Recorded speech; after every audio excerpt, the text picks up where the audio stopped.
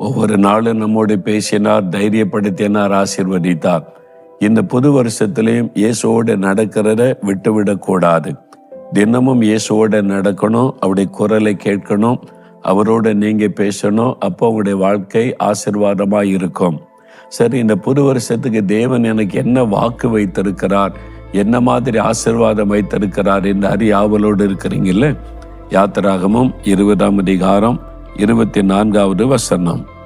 நான் உன்னிடத்தில் வந்து உன்னை ஆசீர்வதிப்பேன் என்று சொல்றார். I will come to you and I will bless you. உன்னிடத்தில் வந்து உன்னை ஆசீர்வதிப்பேன். நான் தூரத்தில் இருக்கிறேன், உனக்கு என்ன ஆசீர்வாதம் வேணும், சரி போ பெற்றுக்கொள் அப்படி சொல்ற ஆண்டவர் அல்ல. உன்னிடத்தில் நான் வருவேன். வேத புஸ்தகத்தில் நீங்கள் வாசிக்கும் போது சிலர் வந்து இயேசுகிட்ட ஒரு ஆசீர்வாதத்தை கேட்கிறாங்க, சுகம் கேட்கிறாங்க, ஒரு விடுதலை கேட்கிறாங்க. ஆண்டு சொல்ல நான் வருகிறேன். மத்த 8ஆம் அதிகாரத்தில் வாசித்தா 100க்கு அதிபதி, என் வேலைக்காரன் திமிர்வாத வியாதிப்பட்டு ரொம்ப கஷ்டப்படுகிறான், வேண்டிக் கொண்ட உடனே இயேசு என்ன சொல்றார்? I will come and heel him. நான் வந்து அவனை சுகமாக்குவேன் அப்படின்னு சொல்றார். அவன் தான் சொல்றான், நான் அதுக்கு பாத்திரன் நல்ல ஆண்டவரே, இங்கிருந்து ஒரு வார்த்தை சொல்லுங்க, சுகமாகி விடுவான் என்று விசுவாசத்தோடு சொல்லுகிறான். ஆனா இயேசு என்ன சொல்றாரு? நான் வருகிறேன், உன் வீட்டுக்கே வருகிறேன், வந்து குணமாக்குகிறேன் என்று ஆண்டு சொல்றார்.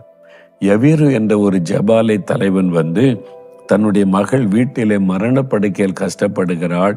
இயேசுவே நீங்க வந்தீங்கன்னா சரியாயிரும், வந்து உன் கையை வைங்கன்னு சொன்ன உடனே இயேசு சரி என்று வருகிறார். நான் வர்றேன், உன் வீட்டுக்கு தானே நான் வருகிறேன், உன் மகளை குணமாக்குகிறேன் என்று. அதே மாதிரி இயேசு வருவதற்குள்ள அந்த மகள் மரித்து விட்டாள். ஆனா இயேசு வந்து மரித்து போன சிறுப்பனை உயிரோடு எழுப்பினார். ஒரு பெரிய ஆசீர்வாதம். அதுதான் சொல்ல, நான் வந்து உன்னை ஆசீர்வதிப்பேன்.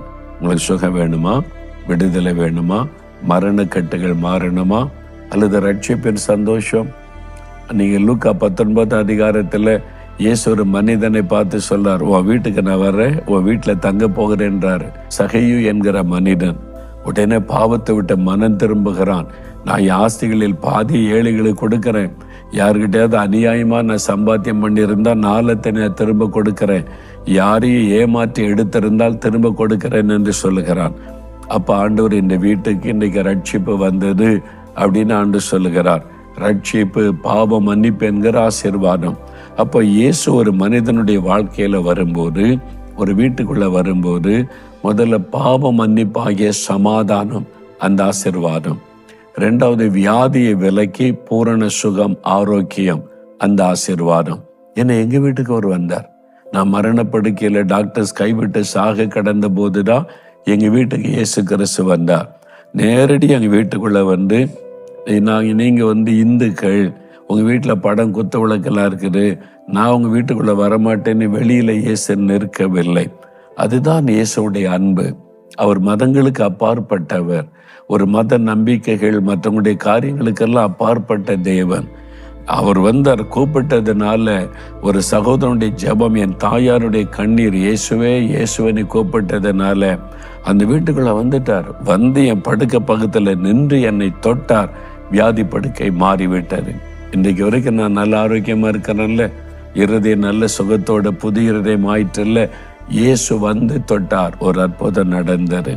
அதே மாதிரி தான் லாசரு, மாத்தாள், மரியாள், அவங்க பெத்தானிய கிராமத்துல இருந்தாங்க. அந்த வீட்டுக்கு இயேசு வந்தார். இப்ப அங்க மரணம் ஏற்பட்டு விட்டது, அழுதுகிட்டே இருக்காங்க. இயேசு வந்தார், மரித்து போன லாசருவை உயிரோடு கூட எழுப்பினார். அவருடைய கண்ணீரை துடைக்க அற்புதம் செய்து மகிழ பண்ணினார். அதே இயேசு சொல்லுகிறார், நான் வருவேன், உன் வீட்டுக்கு வருவேன், நீ வேலை செய்கிற இடத்துக்கு வருவேன், உன்னுடைய அலுவலகத்துக்கு வருவேன், உன் பிசினஸ் ஸ்தலத்துக்கு வருவேன், நீ படிக்கிற இடத்திற்கு வருவேன். நான் வந்து உன்னை ஆசீர்வதிப்பேன். ஒவ்வொருவருக்கும் ஒவ்வொரு விதமான ஆசீர்வாதம் தேவை. படிக்கிற பிள்ளைகளுக்கு ஞானம் வேணும், படிச்சையில வெற்றி வேணும். வேலை செய்யறவங்களுக்கு ப்ரொமோஷன் வேணும், சம்பள அந்த உயர்வு கிடைக்கணும், அப்பதான் வாழ்க்கை நல்லா இருக்கும். பிஸ்னஸ் செய்கிறவங்களுக்கு பிஸ்னஸ் ஆசீர்வதிக்கப்படணும், அந்த தடைகள்லாம் நீங்களும், வர வேண்டிய பணம் வரணும், இது மாதிரி நடக்கணும், அந்த ஆசீர்வாதம் வேணும்.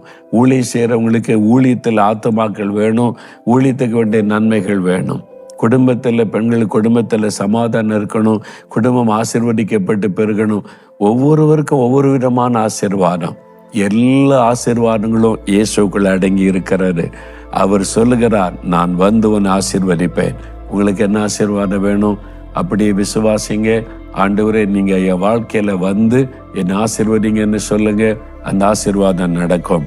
ஆண்டவரே, இந்த மகன் இந்த மகள் நீர் அவருடைய வாழ்க்கையில வந்து அவங்களை ஆசீர்வதிக்கணும். ஆண்டவரே, நீர் வந்து என்னை ஆசீர்வதிங்கன்னு கேட்கிறாங்க. அவங்களுடைய வாழ்க்கையில அவங்க வீட்டுக்குள்ள நீங்க வரணும். நீங்க வந்து அவங்களை ஆசீர்வதிங்க.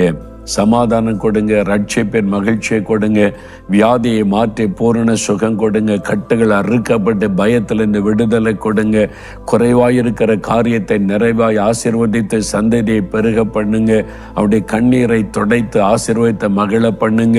இந்த வருஷம் முழுவதும் ஒவ்வொரு நாளும் நீர் அவருடைய வாழ்க்கையில இடைப்பட்டு ஆசீர்வதித்து அவளை மகிழ பண்ணணும். இயேசுவின் நாமத்தில் ஜெபிக்கிறோம். ஆமேன், ஆமேன்.